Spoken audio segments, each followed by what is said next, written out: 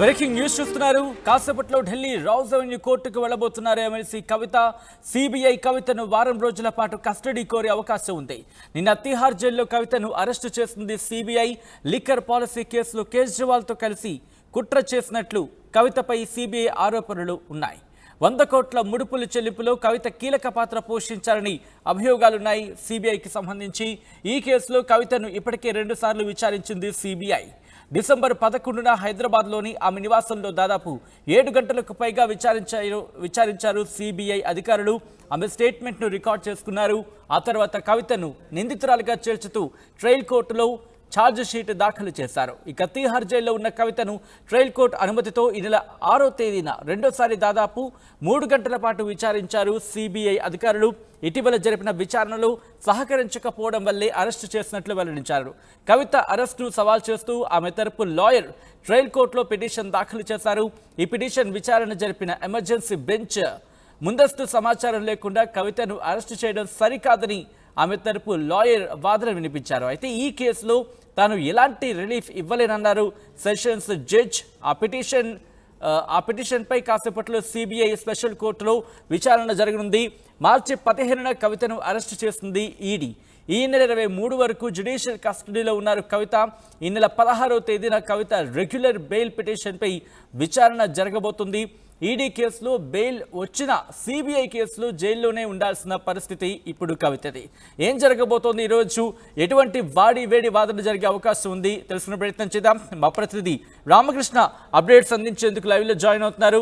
రామకృష్ణ, ఈరోజు కవితకు సంబంధించి పిటిషన్ బెంచ్ ముందుకు రాబోతోంది, వాదనలు జరగబోతున్నాయి. ఎటువంటి అంశాలు ప్రస్తావించబోతున్నారు ఇటు సిబిఐ తరపు లాయర్లు, అలాగే కవితకు సంబంధించి ఎటువంటి వాదన వినిపించే అవకాశం ఉంది ఈరోజు?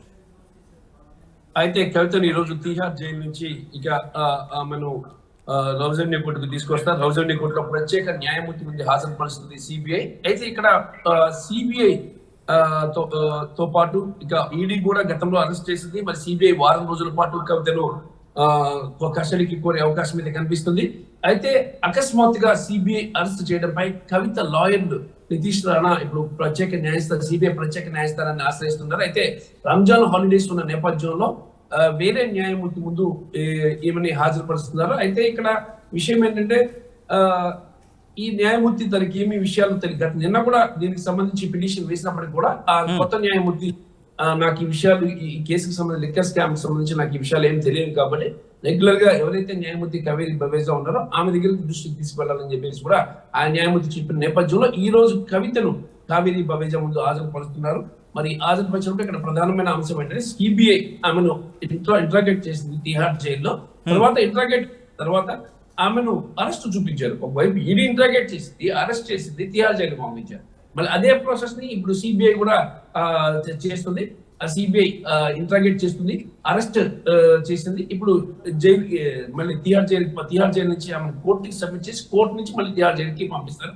అయితే ఇక్కడ వారం రోజుల పాటు కస్టడీ అడుగుతుంది సిబిఐ వారం రోజుల కస్టడీ అడిగితే ఒకవేళ కానీ సిబిఐకి వారం రోజుల కస్టడీ ఇచ్చినట్టుగైతే మాత్రం ఆమెని సిబిఐ ప్రధాన కార్యాలయం తీసుకెళ్లి అక్కడ విచారిస్తారు.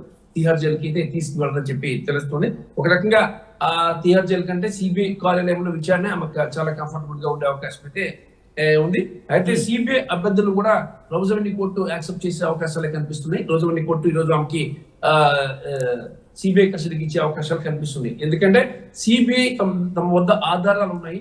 100 కోట్ల రూపాయల ముడుపులు సమర్పించుకున్నారు, మనీ లాండరింగ్ చేశారు. అలాగే దీని ద్వారా 300 కోట్ల రూపాయలు కవిత లాభం పొందారు. ఇండస్ట్రీట్ లో 33% కవితకి అరుణ్ రామచంద్రపల్లికి వాటాలు ఉన్నాయి. ఇక ఈ కేసులో ఆమె కింగ్ పిన్ గా వ్యవహరించారు. సౌత్ గ్రూప్ నుంచి కవిత కీలకమైన పాత్ర పోషించారు అనే వాదనలు అయితే వినిపించబోతుంది సిబిఐ. అలాగే కవిత తరఫున నితీష్ రాణా వాదనలు వినిపిస్తున్నారు. ఏదేమైనా సరే ఈ కేసులో కవితకు షాకుల మీద షాకులు తగులుతున్నాయి. ఈ షాక్ నేపథ్యంలో లాయర్లు చాలా స్ట్రాంగ్ గా ప్రిపేర్ అవుతున్నారు. సిబిఐ కోర్టులో తమ వాదనలు వినిపించడానికి తయారవుతున్నారు. ఇక నితీష్ రాణా, మోహిత్ రావు అలాగే మరికొంతమంది అడ్వకేట్స్ కూడా ఈ రోజు కోర్టుకు హాజరై ఈ కవిత తరఫున వాదనలు వినిపిస్తారు. కవితను విడుదల చేయాలి, కవిత ఎలాంటి తప్పు లేదు, కవితకు బెయిల్ ఇవ్వాలి అని చెప్పేసి వాదనలు వాదించడం ఒకటి. రెండోది సిబిఐకి అనుమతి ఇచ్చే CBI already ED arrest CBI arrest చేయడానికి వెనక కూడా తప్పుపడుతూ కూడా పిటిషన్ ని దాఖలు చేశారు. ఆ పిటిషన్ పై కూడా వాదనలు వినిపిస్తారు.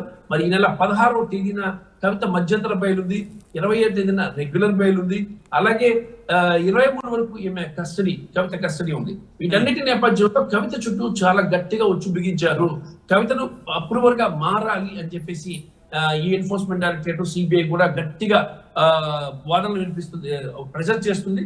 మరి కవితను గాని అప్రూవర్ గా మార్చి ఆమె స్టేట్మెంట్ గాని తీసుకున్నట్టయితే మాత్రం నెక్స్ట్ అరవింద్ కేజ్రీవాల్ ని ఈజీగా టార్గెట్ చేసి పట్టుకోవచ్చు, అది ఈజీగా అరవింద్ కేజ్రీవాల్ ని ఫిక్స్ చేయొచ్చు అని భావిస్తున్నారు. కాబట్టి కవిత మాత్రం ఒక విషయం నిన్న కోర్టుకు చెప్పారు, ఎట్టి పరిస్థితుల్లో కూడా అప్రూవర్ గా మారేది లేదు, తప్పు చేయలేదు, చేయను కూడా అప్రూవర్ గా మారను కూడా చెప్పేసి ఆమె క్లియర్ కట్ గా చెప్పారు. ఇది అక్రమ అరెస్ట్, ఈ అక్రమ అరెస్ట్ కి న్యాయపరంగా నేను పోరాటం చేస్తానే తప్ప ఎటువంటి పరిస్థితుల్లో కూడా నేను అప్రూవర్ గా మారనని చెప్పేసి కవిత క్లియర్ గా చెప్పారు. సచిన్, ఈ నేపథ్యంలో కానీ రామకృష్ణ ఈ రోజు సిబిఐకి సంబంధించి ఎటువంటి వాదన వినిపించే అవకాశం కనిపిస్తుంది? ఎందుకంటే ముఖ్యంగా if I'm wrong please correct me, ఎందుకంటే సిబిఐకి సంబంధించి ఇప్పటికే ఎంక్వైరీకి సంబంధించి సిబిఐ జైల్లో విచారణ చేయడం కరెక్ట్ కాదంటూ ముఖ్యంగా దానికి సంబంధించిన ప్రొసీజర్ ప్రాపర్గా వెళ్లేదనేది కవిత తరపున లాయర్లు వాదిస్తున్న వాదన. ఈ అంశానికి సంబంధించి రోజు ఎటువంటి డిస్కషన్స్ జరిగే అవకాశం ఉంది?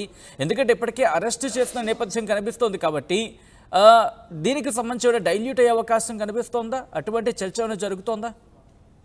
అయితే ఒక విషయం క్లియర్ గా చెప్తాము. విషయం ఏంటంటే సిబిఐకి ఆమెను ఇంట్రాగేట్ చేసే రైట్ ని అనుమతిని కోర్టు ఇచ్చింది, రౌజమెన్ని కోర్టు ఇచ్చింది. రౌజమెన్ని కోర్టు పర్మిషన్ సిబిఐ జైల్లో తిహార్ జైల్లో కొంత ఇంట్రాగేట్ చేశారు. కాబట్టి ఇక్కడ సమస్య లేదు, ఎందుకంటే సిబిఐ ప్రాపర్ వేలో వెళ్ళింది. సిబిఐ ఎలాంటి గైడ్లైన్స్ పాటించాలి అనేది కూడా కోర్టు చెప్పింది.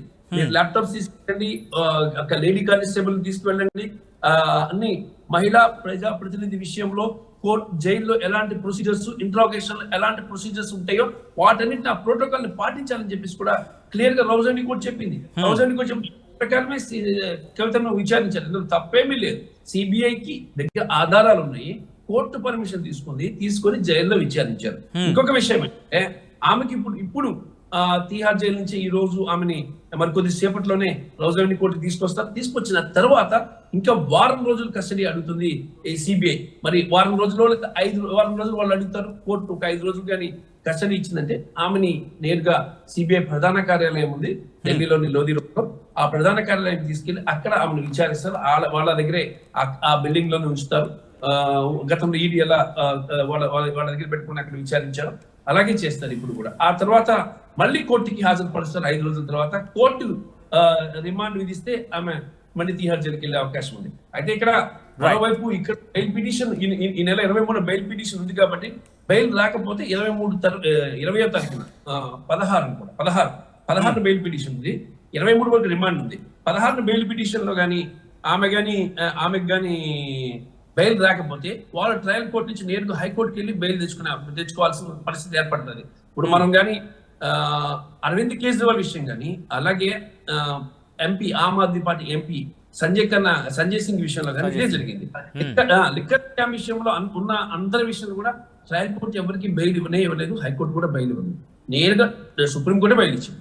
సో ఈ కవిత విషయంలో సుప్రీంకోర్టు బెయిల్ వచ్చే అవకాశం, సుప్రీంకోర్టు దాకా బెయిల్ కోసం వెళ్ళాలి అంటే అట్లీస్ట్ 2 months టైం పడుతుంది. ఇక్కడ ట్రయల్ కోర్టులో ఇంకా కంప్లీట్ కాలేదు, ఎన్ని కంప్లీట్ ప్రొసీజర్స్ కంప్లీట్ చేసుకోవాలా, నెక్స్ట్ హైకోర్టుకి వెళ్ళాలా, హైకోర్టు ప్రొసీజర్స్ కంప్లీట్ చేసుకోవాలా, అక్కడ వాదనలు వినిపించాలి ఇరువైపుల న్యాయవాదులు, ఆ తర్వాత సుప్రీంకోర్టుకి వెళ్ళాలి. సో ఇక 2 నెలలు పట్టే అవకాశం ఉంది. ఆఫ్టర్ ఎలక్షన్స్ తోనే కవిత బయటకు రావడానికి అవకాశం ఉందని న్యాయం ఇప్పుడు చెప్తున్నారు. సచిన్, ఏదైనా సిబిఐ ఈ రోజు సిబిఐ చేసే ప్రత్యేకమైన వాదనలో ప్రత్యేకమైనది ఏంటంటే కవిత కింగ్ గా ఉన్నారు, ఈ కేసులో కవిత ఉన్నారు అంటానికి ఆధారాలు ఉన్నాయి. ఒబరాయ్ హోటల్ తో పాటు కొన్ని హోటల్స్ లో కవిత లిక్కర్ లాబీతో జరిపిన సమావేశాల CCTV ఫుటేజ్ ఇంకా సిబిఐ వద్ద ఉంది. అలాగే మనీ లాండరింగ్ సంబంధించి కొంత సమాచారం వీళ్ళ దగ్గర ఉంది. ఎవరైతే ఇప్పటిదాకా అరెస్ట్ చేశారో అభిషేక్ బోయినపల్లి, సంజయ్ సింగ్, మనీష్ సిసోడియా, మాగంటి రాఘవ, ఇక సుకేష్ చంద్రశేఖర్, ఇక చాలా మంది దగ్గర నుంచి చాలా సమాచారాన్ని వీళ్ళు సేకరించారు. ఆ సమాచారం సేకరించడం, ఆ ఎవిడెన్సెస్ కూడా ఉన్నాయి. ఆ ఎవిడెన్సెస్ అన్నిటిని కూడా పేపర్ లో పెట్టి తీసుకొచ్చారు కోర్టుకి. మరి వీటన్నిటిని కూడా వాదనలు వినిపిస్తారు కోర్టు ముందు. అక్రమ అరెస్టు నా ప్రమేయం లేదంటుంది. లేదు నీ ప్రమేయం ఉంది, మా దగ్గర ఇదిగో ఆధారాలు ఉన్నాయని చెప్పేసి ఆధారాల కాపీని కోర్టు ముందు పెట్టబోతుంది ఈరోజు సిబిఐ. Right. మొత్తం టోటల్ గా ఈ ఆధారాలను పెట్టి ఆమెకు బెయిల్ ఇవ్వద్దు, ఆమె విషయంలో ఆమె తప్పు చేశారు, అక్రమ Right. ఆమె మద్యం కుంభకోణంలో ఉన్నారని చెప్పేసి సిబిఐ గట్టి వాదన వినిపించబోతుంది. Sachin. Right Ramakrishna, thanks for update. So మొత్తంగా అయితే మాత్రం మరి కాసేపట్లో ఢిల్లీ రౌజ్ అవెన్యూ కోర్టుకు ఎమ్మెల్సీ కవిత వెళ్లబోతున్నారు, హాజరు కాబోతున్నారు. సిబిఐ కవితను వారం రోజుల పాటు కస్టడీ కోరే అవకాశం ఉంది. నిన్న తిహార్ జైల్లో కవితను అరెస్టు చేసింది సిబిఐ. లిక్కర్ పాలసీ కేసులో కేజ్రీవాల్తో కలిసి కుట్ర చేసినట్లు కవితపై సిబిఐ ఆరోపణలున్నాయి. 100 కోట్ల ముడుపుల చెల్లింపులు కవిత కీలక పాత్ర పోషించారని అభియోగాలు మోపింది సిబిఐ. ఈ కేసులో కవితను ఇప్పటికీ 2 సార్లు విచారించింది సిబిఐ. డిసెంబర్ 11న హైదరాబాద్లోని ఆమె నివాసంలో దాదాపు 7 గంటల పాటు 7 గంటలకు పైగానే విచారించిందని చెప్పుకోవాలి. ఆమె స్టేట్మెంట్ను రికార్డ్ చేశారు అధికారులు. ఆ తర్వాత కవితను నిందితురాలుగా చేర్చుతూ ట్రయల్ కోర్టులో ఛార్జ్ షీట్ దాఖలు చేశారు. ఇక తిహార్ జైల్లో ఉన్న కవితను ట్రయల్ కోర్టు అనుమతితో ఈ నెల 6న రెండోసారి దాదాపు 3 గంటల పాటు విచారించింది సిబిఐ. ఇటీవల జరిపిన విచారణలో సహకరించకపోవడం వల్లే అరెస్టు చేసినట్లు వెల్లడించింది. కవిత అరెస్టును సవాల్ చేస్తూ ఆమె తరపు లాయర్ ట్రయల్ కోర్టులో పిటిషన్ దాఖలు చేశారు. ఈ పిటిషన్ విచారణ జరిపిన ఎమర్జెన్సీ బెంచ్ ముందస్తు సమాచారం లేకుండా కవితను అరెస్టు చేయడం సరికాదని ఆమె తరపు లాయర్ ముఖ్యంగా కోర్టుకు తెలపడం జరిగింది.